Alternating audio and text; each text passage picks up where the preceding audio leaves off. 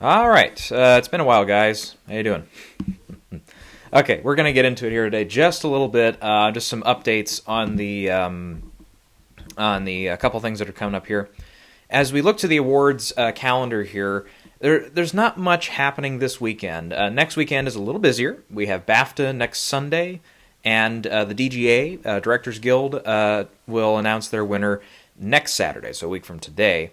The weekend after that, we get SAG and PGA are both going to announce their winners. WGA, I believe, is the week after. And Indie Spirits is also that same weekend. And the week after that is the Oscars. So this is our last kind of quiet weekend before the awards season picks back up again full steam. And we continue declaring winners this year. So that all being said, I want to just really quick just look ahead. Maybe not so much on the Oscars. We're gonna leave that one alone. Also, Indie Spirits I'm gonna leave alone. We'll have some time to think about those. But we'll look a little bit at the rest of them, the other four. So that's SAG, PGA, BAFTA, and DGA.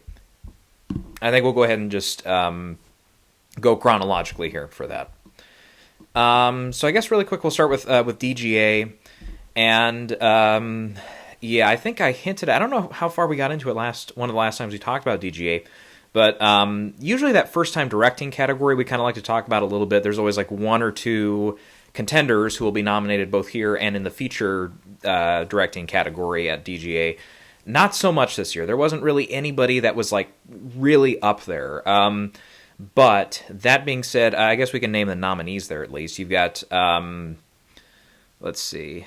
Do they have them alphabetical? No, they don't. Okay. It's John Patton Ford for Emily the Criminal, Charlotte Wells for After Sun, Alice Diop for Saint Omer, Audrey Dewan for Happening, and Antonetta Alamat Kuznovic for Murina. I think I'm pronouncing half those right. Which basically, I mean, we look at this list here. The only one of these films that, got some Oscar consideration was After Sun, which also got a little bit of a couple of nods from BAFTA as well. Charlotte Wells was also one of those very late picks when it came to PGA BAFTA rather, and the Oscars. For were we going to see like one of those very unexpected picks for the directing category? It turned out it was What's His Nuts for the Triangle of Sadness.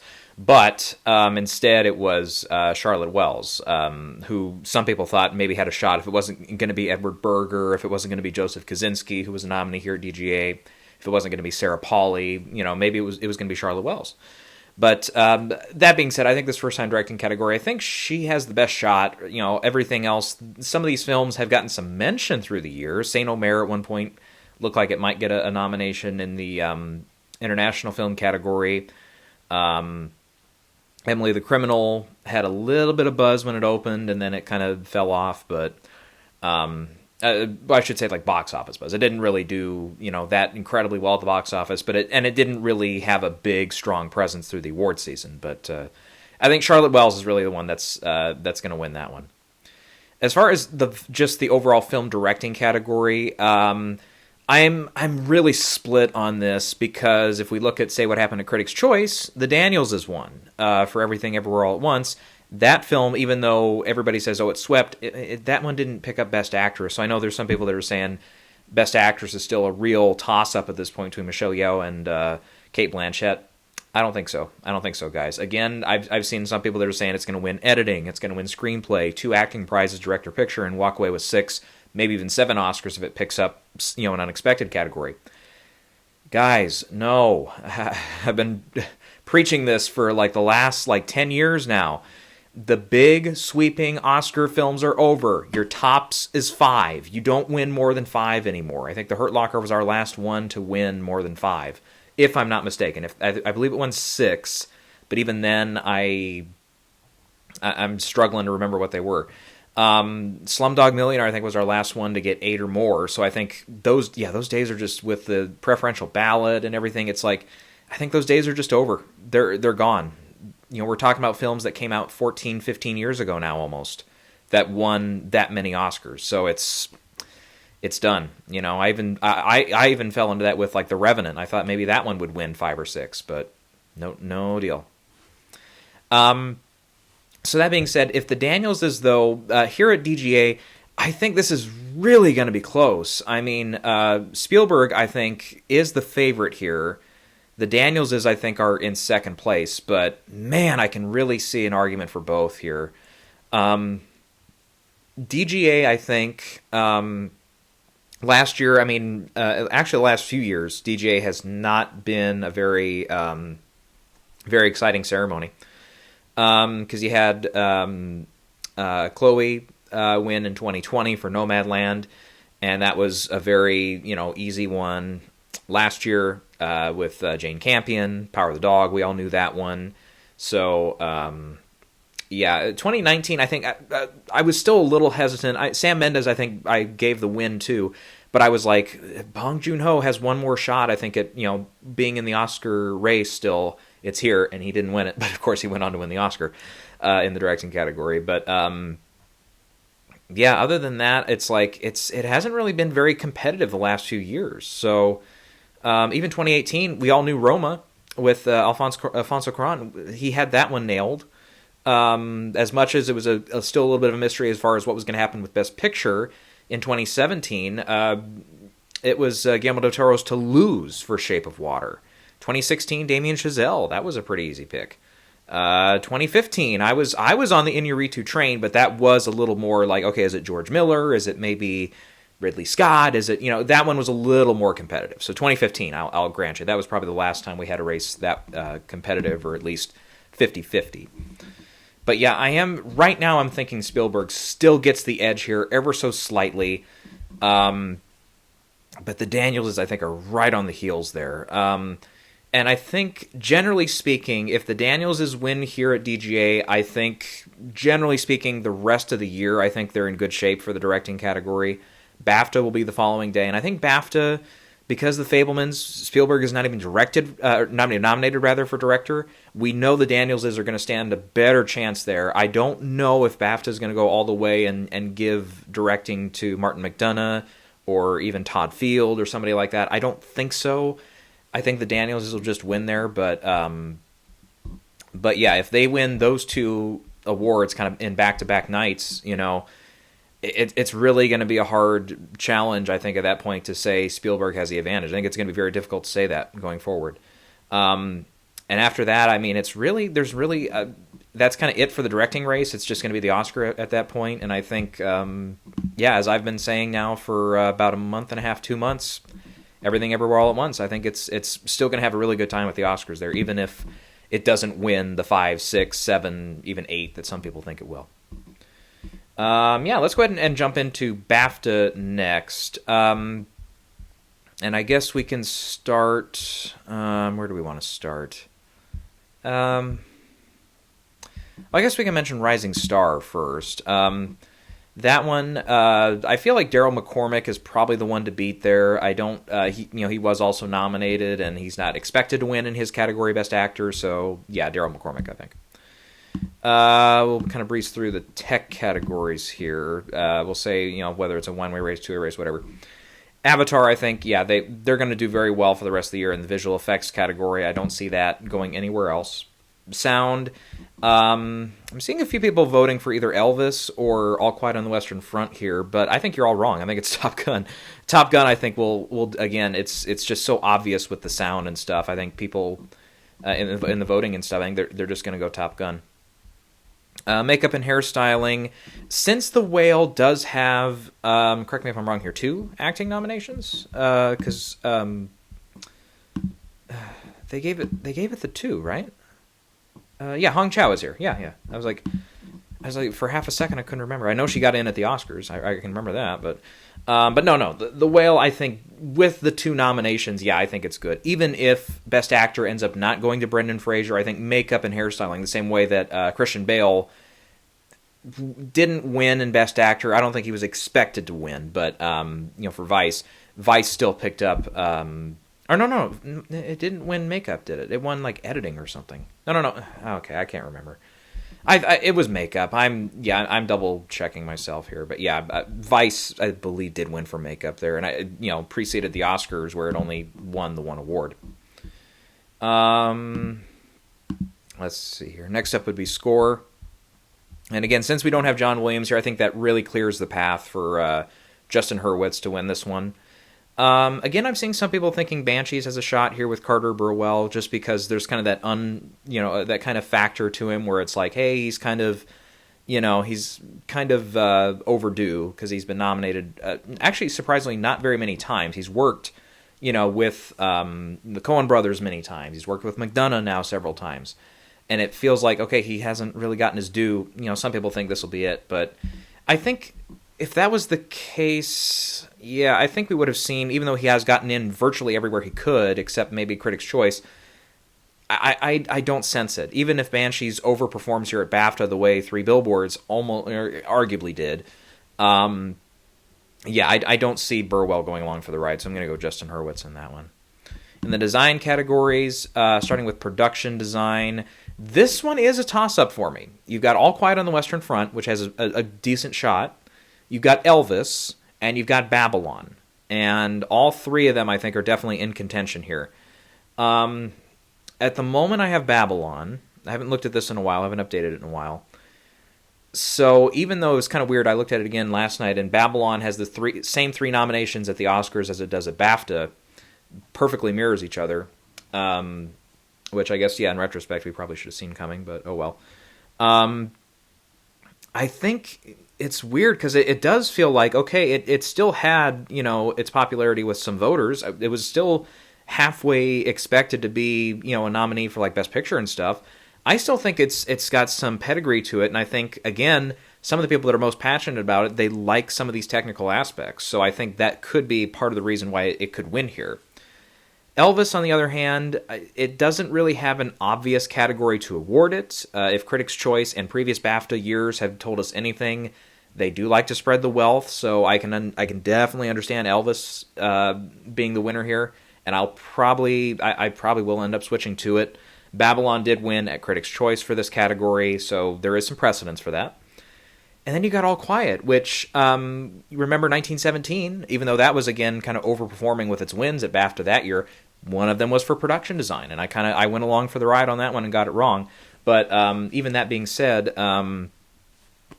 it could split the difference. If Babylon and Elvis are, right here, all you need is a couple more votes for All Quiet on the Western Front, and it can win. So that's a more toss-up one for me.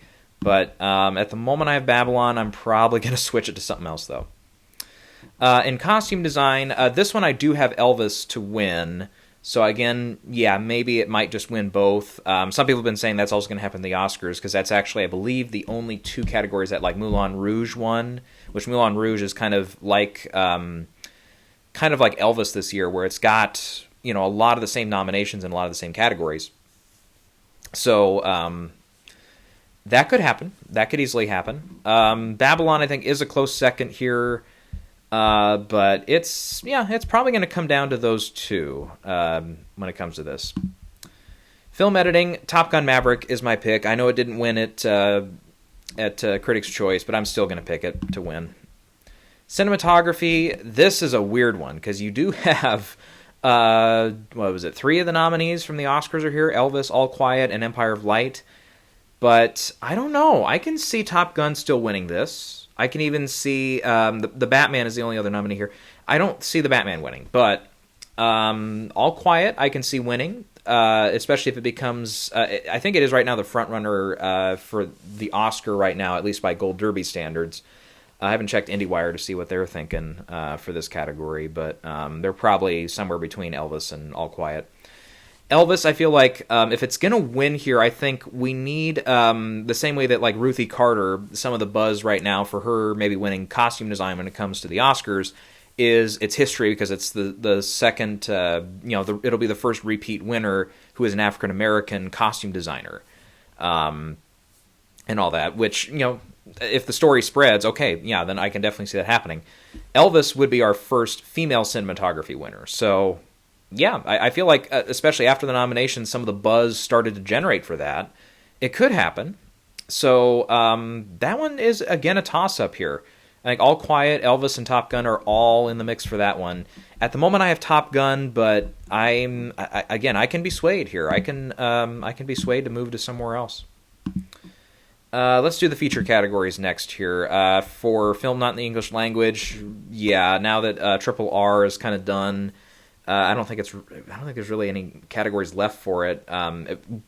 By this category, I mean, obviously it'll probably win original song at the Oscars, but All Quiet is now all clear to win this one. For doc feature, I'm still going with All the Beauty and the Bloodshed here at BAFTA. Moon Age Daydream and Fire of Love are kind of splitting some votes here, and some people have one of those two. But yeah, I'll go with the kind of boring pick at this point, the one that everybody else has. And it's really no mystery in animated feature. That's Guillermo del Toro's Pinocchio. That's got it in the bag, I think. The casting award is always a tricky one here. Always a tricky one here. And I feel like the safe pick is Everything Everywhere All at Once, which is what I have at the moment. But Triangle of Sadness, I think, has really, all five of these, I think, could win. All Quiet on the Western Front I have in 5th place, though that one I'm not, that one is a little more far-fetched in my opinion, but even though it does have a nomination in an acting category here. Yeah, I don't know. The other 4 I can really see an argument for. Triangle of Sadness could win here. Elvis could win here. After Sun, I think, is in the hunt. Yeah, again, I think I'm just going to go with the boring pick and just stick with Everything Everywhere All at Once at the moment. And I'll see if I want to change it later. In the adapted screenplay race, I think Living kind of took off here, and I'm like, yeah. After I saw that it was likely going to win here at BAFTA, like not even like a day or two after the BAFTA nominations were out, that helped convince me to put Living in for adapted screenplay at the Oscars, where it did get nominated. And I feel like the only other competition here that's nominated at the Oscars is All Quiet on the Western Front. And at the Oscars, I mean, Women Talking, it feels like the kind of soft front runner there. Yeah, so I feel like we're probably good with Living over here at BAFTA, and then something like Women Talking going on at the Oscars to win. Original screenplay, I feel like Banshees here. This could be a place to individually award Martin McDonough here. He did win this category for Three Billboards. He also won at the Globes that year for Three Billboards and repeated here. So it feels right. Everything Everywhere easily could sneak in there and win. But the way I'm kind of thinking like Parasite kind of did. But no, that one I felt like was a little bit of an easier call. Banshees kind of feels like the easy call at this point.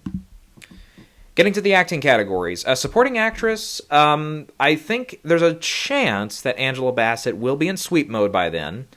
Now, by then, of course, I mean it's only a week away, and we do not have SAG in the meantime to kind of help that. Usually, again, BAFTA will come after SAG, and that's sometimes when we see like the possibility of Rachel Weisz, for example, taking over in supporting actress. That was after BAFTA, and which was the last show up to the Oscars where we had an acting category. The same way we saw that with Mark Rylance. Who's the other one? Anthony Hopkins, of course. So, that being said, since Banshees is so popular over here and Black Panther did not do so well, I'm going with Kerry Condon for now. Angela Bassett, again, could just be in sweep mode from going forward, and I think it's more likely that Angela wins. If she loses here, I think if she still wins SAG, then yeah, she will not have a problem at the Oscars, especially again since Black Panther had a little bit of a stronger presence there at the Oscars than it did here at BAFTA, and obviously the rest of SAG outside of the stunt category. So Carrie, though, kind of feels like that hometown favorite. They could go with another hometown favorite with Colin Farrell in Best Actor, but I'm not sensing that. I'm sensing more, okay, if they're going to go with a hometown favorite here, it's got to be Kerry Condon. So, yeah. So Angela Bassett I have in 2nd place there. She could just win, and we could, and then we'll all know going forward that, SAG and Oscar are hers. But, no, I'm going to go Kerry Condon. Not going with a surprise in supporting actor, though. It's Q Kwan. Q Kwan for the win. All the way, baby. All the way. Best Actress, I'm also going to stick with Cate Blanchett here. Yeah, I feel like this race has kind of been over for a while. So, yeah, I know not to, I know some people are still on high hopes that Michelle Yeoh can win. But, sorry, it's Cate Blanchett. and again, if her film was not up for like Best Picture at the Oscars, or if it was not up for the directing category at both places, and Tar is also a film nominee here at BAFTA, then I think I'd be more convinced to say it's more open. But nope, as is, it's Cate Blanchett. For Best Actor, over here, we were all biting the bait last year when it came to Benedict Cumberbatch winning this over Will Smith. I'm not taking it this year. I'm sticking with Brendan Fraser here. The Whale has another acting nomination. It has a screenplay nomination.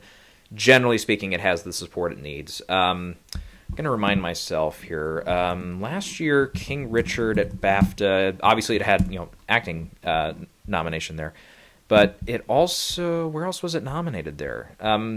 Actually, it had just about the same places. It had another acting nominee in Anjanou Ellis, or Anjanou Ellis, I should say, and also was nominated for screenplay.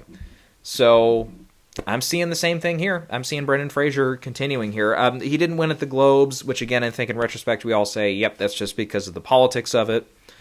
And again, Colin Farrell and Austin Butler, I think they split votes here. I think if the BAFTA voters want to go with somebody else, not Brendan Fraser, I think it's going to be a pretty even split between Colin, the kind of hometown boy, and Austin Butler, who's kind of the up-and-coming, had won the Globe and stuff. Yeah.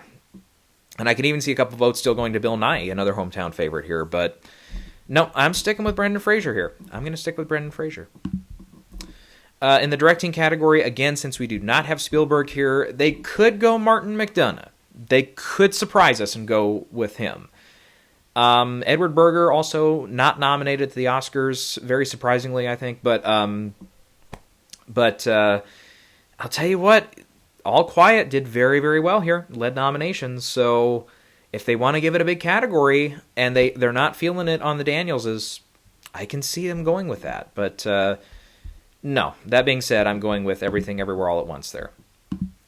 And then in the Best British Film category, I think this is the place where Banshees can win a film prize.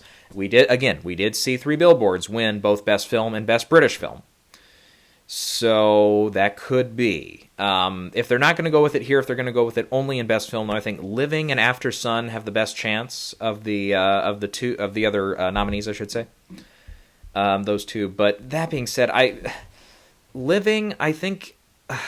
I don't know. I think the screenplay win will be a big enough one for it that they acknowledge it. After Sun, I just don't think, even though it got a few nominations here and there, it didn't get like a directing nomination when it easily could have and stuff like that. So, no. And then for Best Film, I am going to stick with Everything Everywhere All at Once here.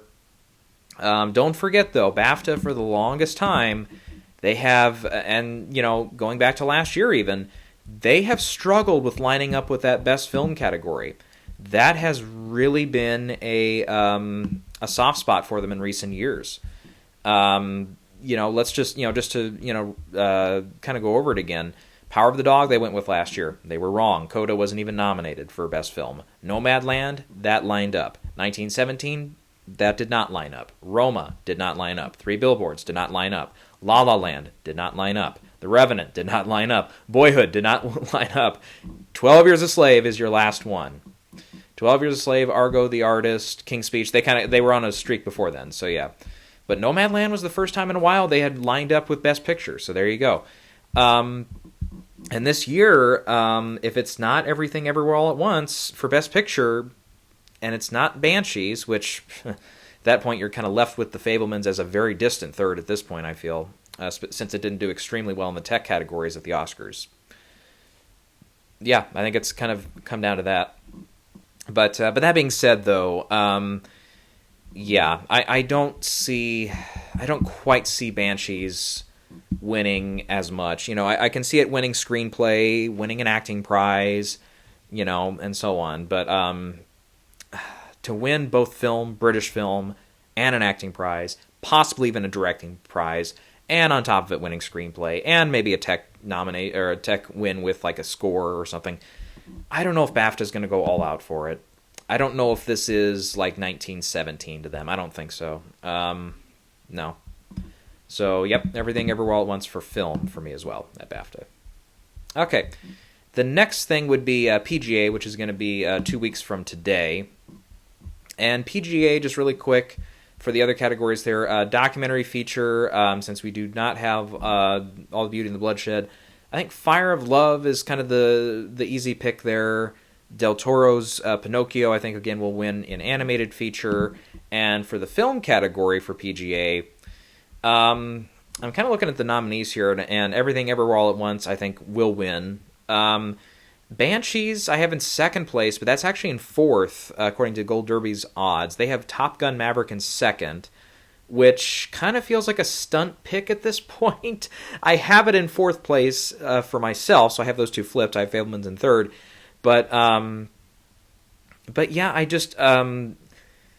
if it's going to win, it's just going to win off the popularity of the film, and I don't just recently with PGA, that's not really where they've been going. You know, Coda technically didn't earn $1 at the box office because it was Apple, or at least they didn't report any figures, but that won, and that kind of made that late turn the way that Birdman kind of did. Well, not late, it felt later for Coda, but Birdman kind of made that turn, halfway through the season when people were getting sick of Boyhood. And in the way that people were getting sick of Power of the Dog last year. But yeah, I don't get the sense at all that people are getting bored with Everything Everywhere All at Once. And I don't sense a particular rise in either Fabelmans or in Banshees. I mean, both of them have, I think, reopened in some theaters and are playing a little wider now because, again, they've been nominated. But neither of them have, skyrocketed in the box office. Neither one of them, with online chatter, from what I'm sensing, is really picking up any steam. So I think this year, like Nomadland, it's like, okay, if there's even if there's a sense of, okay, we're kind of getting bored with this film winning over and over and over again, and even that being said, Everything Everywhere did not win at the Globe. We have to remind ourselves. There's no one film, like in the lineup in 2020, that was there to take it down. Every film kind of had its argument against it for why it wasn't going to overtake Nomadland and end up winning Best Picture. Whereas Coda, we could start making that argument after its SAG win and especially after its PGA win. Then we're like, here we go. This is it. So this year, though, I feel like it's 2020. It's like we don't really have a film that's gaining momentum as time has gone on. And it'll be interesting to see, okay, what happens, though, if Banshees overperforms at BAFTA, wins a bunch of awards there, and comes back and actually wins PGA. Okay, then we might have a different argument. But I think it has to win both. If it just wins film and British film at BAFTA and Everything Everywhere still gets an award or two through the night, I don't think that's going to be enough evidence for me to switch to Banshees at PGA or at SAG for ensemble win at SAG, for example. So, yeah. And speaking of SAG, let's go ahead and run into that one here. For the ensemble category for stunts, I'm going to just go ahead and I'm going to pick Black Panther here. Avatar and Top Gun are both films that kind of feel like, they're not really stunt-heavy films in the traditional sense. First of all, because Top Gun, it feels like there wasn't really that much stunting going on. It was the actual actors doing the flying and stuff, so I don't know about that. And Avatar, because they're all against green screen and blue screen the whole movie, so it doesn't really, again, kind of feel like that. And especially with that aspect, some of the motions and some of the things they do, some of that is just computer anyways. It's not always motion capture, So, yeah, I don't know. So I feel like those two are going to fight and, kind of knock each other out, and that's going to leave Black Panther to win it. Plus, again, in my personal opinion, Black Panther's fight scenes and stuff I thought were much better done in this film than in the first Black Panther. Let's see, yeah, so I think we can go through the categories here actually relatively quickly. Supporting actress, Angela Bassett, done. Supporting actor, Ke Kwan, done. Actress, Cate Blanchett, done. Actor, Brendan Fraser, done. Yeah. The only thing I think that will leave a little suspense is the ensemble category.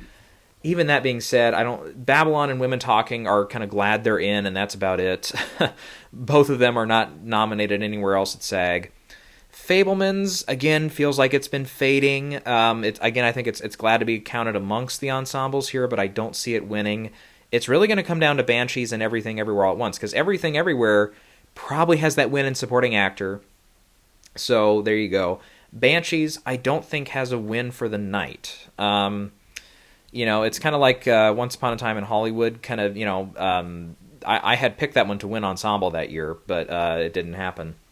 They went with Parasite. So let's see. The Irishman was also a big nominee that year. Joker was a nominee that year in a few places at SAG. But anyways, so I'm just reminding myself of some of those. That being said, yeah, Everything Everywhere All at Once and Coda, I believe, both just had the wins in ensemble and in supporting actor. So I can see that happening again, even though Everything Everywhere has more nominations than Coda did. I can see it repeating there. And Banshees, I mean, if it is that film where it's like, okay, it gets a bunch of nominations, there's no individual award they can give it in any of the acting categories, but it ends up coming back to win for ensemble. I can see that happening. That we just haven't seen it in a while, though. Let's see here really quick. I'm going to look through some of the last few years here. And there's not really a big precedence for that, not recently at least. Chicago 7, it only had the one other nomination in supporting actor for Sacha Baron Cohen when that won for ensemble. Parasite did not have any other nominations. That kind of was on the popularity kind of thing. Black Panther really only had the stunt nomination otherwise, and then that one won. Three Billboards was kind of one where it's like, okay, it had, some people think that could happen again because it would actually be the same categories. It would be ensemble, lead actress if Michelle Yeoh wins, and then also supporting actor. I don't sense that with this one, though. Hidden Figures also, no, that doesn't count. That only had one other nomination. Spotlight only had the one nomination in supporting actress, so no. I think really the last example of this, I think, would be Birdman, because that got 2 supporting acting nominations, one in Edward Norton and Emma Stone, and then we all thought Michael Keaton was going to win for Best Actor for that, but that's when the Eddie Redmayne train really started taking off that year, and that was it was kind of over from there.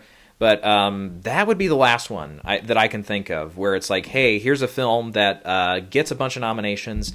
There's no individual place to give it something, but we give it ensemble. And part of that, too, of course, could just be, hey, that was also at part of the turning point for PGA, or for Birdman, rather.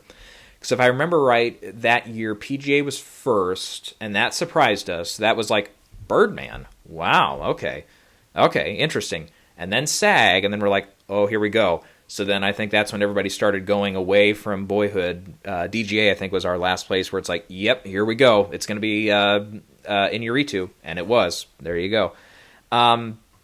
So yeah, that would be the last one to have done it. And again, at that point in the night, we're going to have to see. Because, again, Banshees, I do not think is a huge threat at DGA. That's going to be the first one. Yeah, I don't know. I just don't sense that happening. Plus, WGA is mixed in there and everything, and they did their nominations after the Oscar nominations, so I haven't even talked about them or the Ace Eddie nominees. But again, when you announce them that late, that's part of it. So really quick, I can run over those. For adapted screenplay at WGA, you've got 3 out of the 5 that were nominated at the Oscars. That's Women Talking, Glass Onion, Top Gun Maverick, She Said, and Black Panther. On the original side, you have 3 of the 5 as well, with Everything Everywhere All at Once, Tar, Fabelmans, Nope, and The Menu. So we know that Banshees is not going to be eligible there. And if memory serves, Birdman was also not eligible at WGA that year. I could be dead wrong, but I'm just going off memory now. But no, I think Banshees, I don't think it has the momentum right now to do that Birdman or that Coda turn halfway through the season and become the one that's going to topple Everything Everywhere. So that just leaves Everything Everywhere All at Once. And remember, too, that Nomadland, when we got to SAG that year, that was not nominated for ensemble. So when it was, kind of Minari versus Trial of Chicago 7, and Ma Rainey's was in there as well. I was like, nah, it was, for me, it kind of became an easy one. It was kind of one of those, on paper, when the season began, it's like, okay, well, who's going to win SAG? Just at this early rate, boom, go with the big, high-power cast of Trial of Chicago 7. There you go. Yeah, and I think from that point on, yeah, I think it was unfortunately, it kind of became destined to win nothing at the Oscars. And I don't know. There's been some people, though, talking about that happening again with another major prospect with Banshees when it comes to the Oscars. Because if it ends up losing for the screenplay race, losing for all the acting races, we don't think it's a major player in editing. We're not really sensing that Carter Burwell's going to win for score. That only leaves directing and picture, and right now directing is a longer shot for Martin McDonough. That would only leave picture, and it's like, okay, are we going to have a Grand Hotel again where it's like you win nothing else but Best Picture? I'm not sensing that. So, yeah. Yeah. Otherwise, one other quick thing I'm going to talk about, though, the Ruben Östlund thing, in retrospect, I think the day of the Oscar nominations, after I was done, like a few hours down the road, I looked at it again, I'm like, okay, hang on a minute. Remember Powell Pawlowski when he was nominated? What was not only the BAFTA nomination that helped him, what else helped him be on the radar for getting the nomination there in directing? It was also being up for Ida a few years prior, and that having won for foreign language film. When you get to Ruben Östlund, I'm going to make sure I have the right ones here. Don't forget, he had Force Majeure and The Square. He had some films out there that had gotten some previous Oscars attention. Now, Force Majeure ended up not being a nominee, I believe, at Oscars that year. But it was up at the Globes and at BAFTA, if I'm remembering correctly here. But I believe that's correct. I'm not seeing anything else here. Yeah, that says it. So that's one other thing. If you have somebody in the race who is coming from that kind of, offshore, that European or Asian, background there, and there's somebody who has had films like that in the past that have gotten to that point, boom, there you go. There's your example. And, of course, we can say the same with... Sometimes I can remember the name of the director. Other times I can't remember the name of the director, and I can remember the name of the film. But this time I can't remember either. Another Round. There you go. Which was Vinterberg, Thomas Vinterberg, who had The Hunt. And that was a previous Oscar nominee.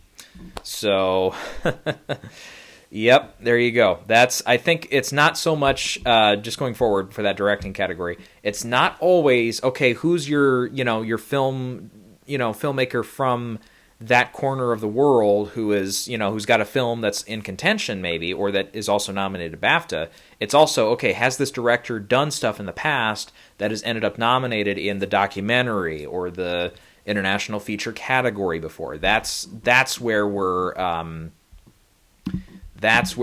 have to really stick that stoke in and say, okay, here we go, until it stops happening, which I think is probably going to be how it goes. I'm going to finally, kind of like with last year with Drive My Car, it's like, oh, I feel like I nailed it, but it's like, but everybody else already had it nailed from like a month prior, so I didn't get any bragging rights. The way I would have gotten some bragging rights this year, if Edward Berger, who I pegged to be nominated, I believe, again in like mid to late November, I put him in, I want to say, and I kept him all through it, even when All Quiet felt like it was really fading.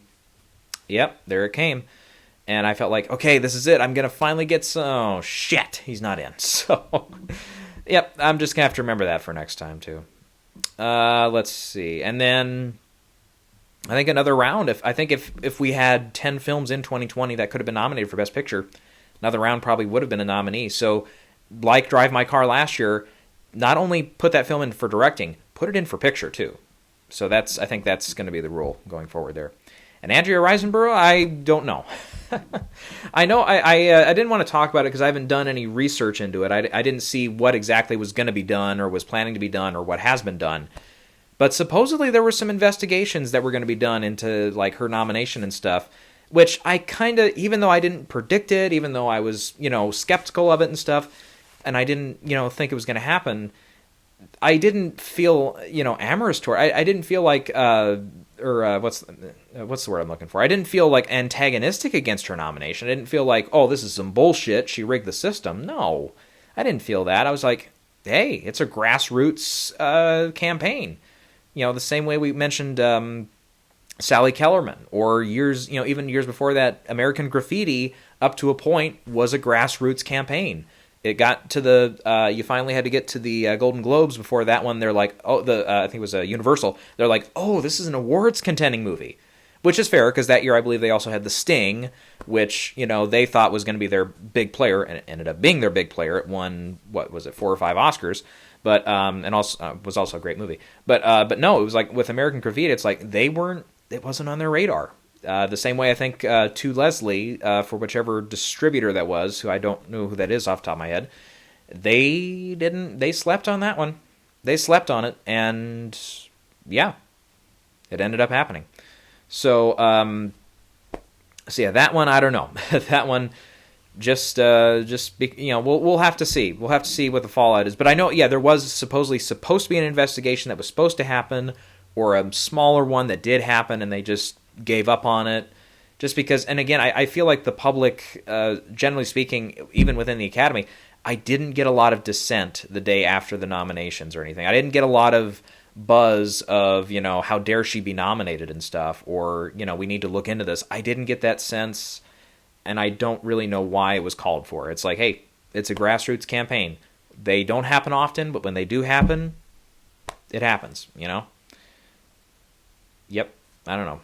I can think of, I don't know the evidence for it, but there was supposedly also a grassroots campaign for the guy, I don't know, I haven't seen the film, so I can't tell you the actor's name, but the guy who did the Rob Zombie film,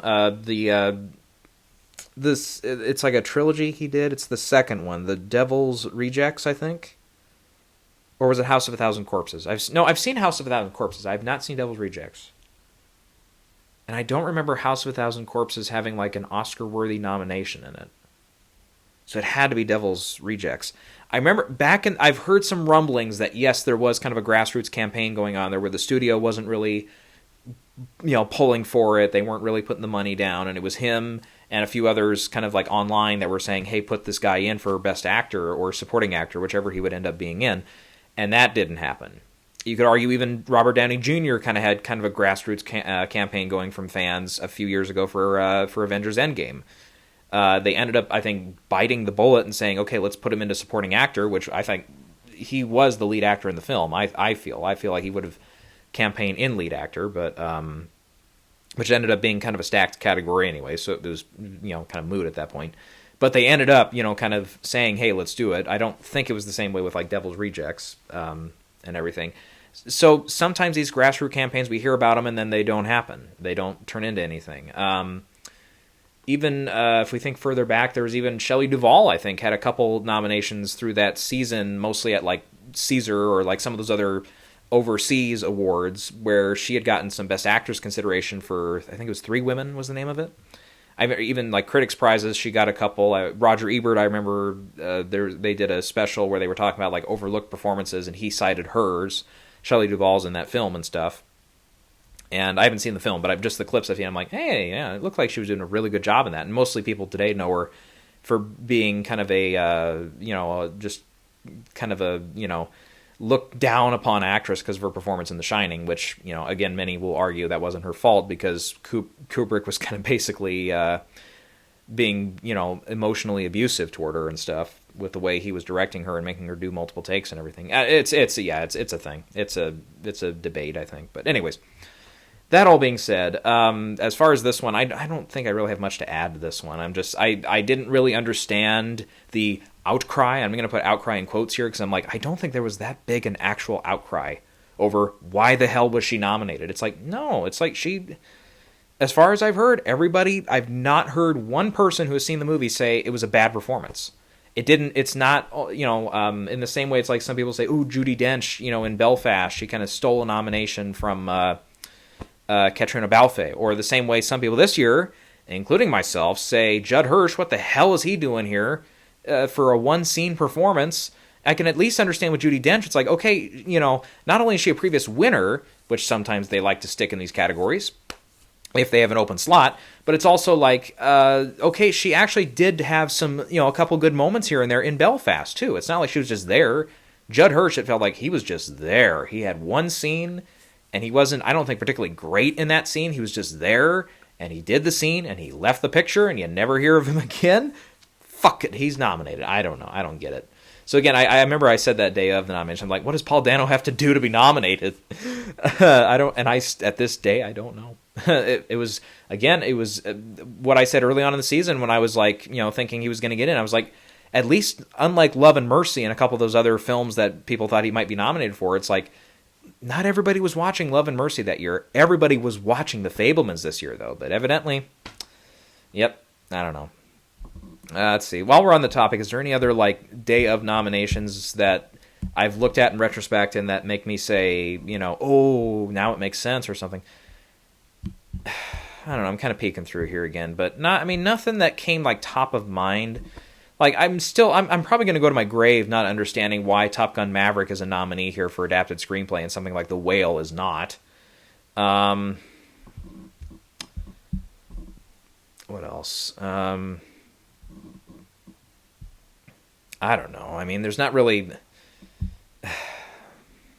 Nothing else is really sticking out to me here. I don't know.